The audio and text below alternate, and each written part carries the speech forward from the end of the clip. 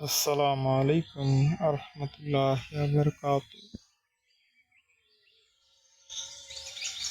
কোকিলের কুহু ডাক শুনতে যে কত মধুর, কি করে বোঝাই। তাই চলে আসলাম আমাদের দিনাজপুরের বিখ্যাত জরা বট গাছ। একদিকে আমি শুয়ে আছি, এই গাছটিতে আমি শুয়ে আছি, আর এই গাছটি সামনে কোকিল কুহু কুহু করে ডাকছে।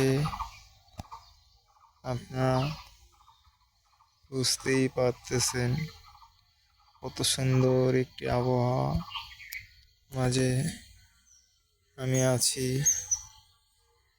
আপনারা যদি এই আবহাওয়াটা অনুভব করতে চান তাহলে অবশ্যই দিনাজপুর গোষ্ঠধাম মন্দিরের পাশেই চলে আসবেন। ঘুঘু পাখি ডাকছে, কোকিল ডাকছে।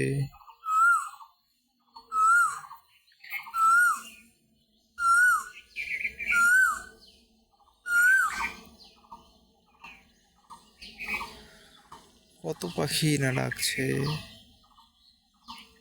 পাখির কলরব, কোকিলের কণ্ঠ সুমধুর।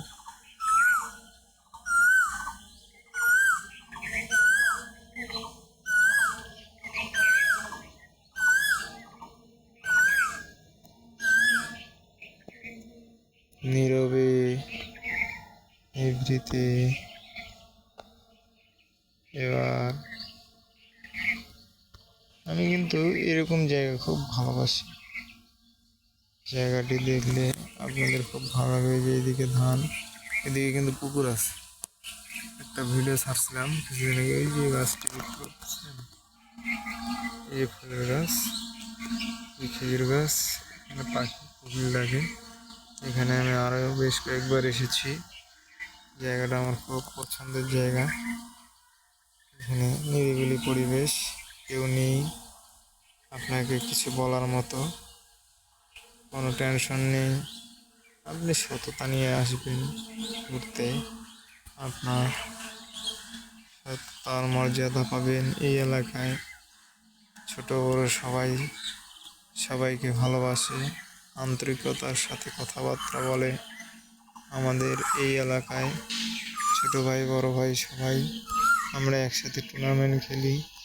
এবার টুর্নামেন্ট খেলাম ঈদের তৃতীয় দিন থেকে শুরু হয়েছে।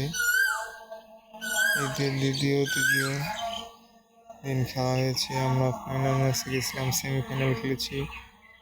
ফাইনালে উঠে আমরা রানার্স আপ হয়েছি, বিজয়ী হতে পারিনি।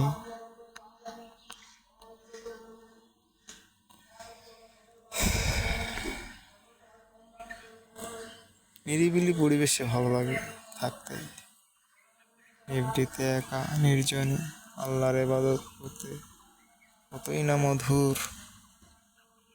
লা ইলাহা ইল্লাল্লাহু মুহাম্মাদুর রাসূলুল্লাহ সাল্লাল্লাহু আলাইহি ওয়াসাল্লাম। সকলের মাঝে এই দরুদটি ছড়িয়ে দিবেন। লা ইলাহা ইল্লাল্লাহু মুহাম্মাদুর রাসূলুল্লাহ সাল্লাল্লাহু আলাইহি ওয়াসাল্লাম। আল্লাহ এক ও অদ্বিতীয়, তার কোনো শরীক নেই। তিনি কারো মুখাপেক্ষী নন এবং তিনি কারো মুখাপেক্ষী নন। নবী করিম সাল্লাল্লাহু আলাইহি সাল্লাম আমাদের শেষ নবী হযরত মুহাম্মদ সাল্লাল্লাহু আলাইহি সাল্লাম। আল্লাহ এক ও অদ্বিতীয়, তার কোনো শরীক নেই। নবী করিম সাল্লাল্লাহু আলাইহি সাল্লাম একমাত্র রাসূল, তার প্রেরিত বান্দা।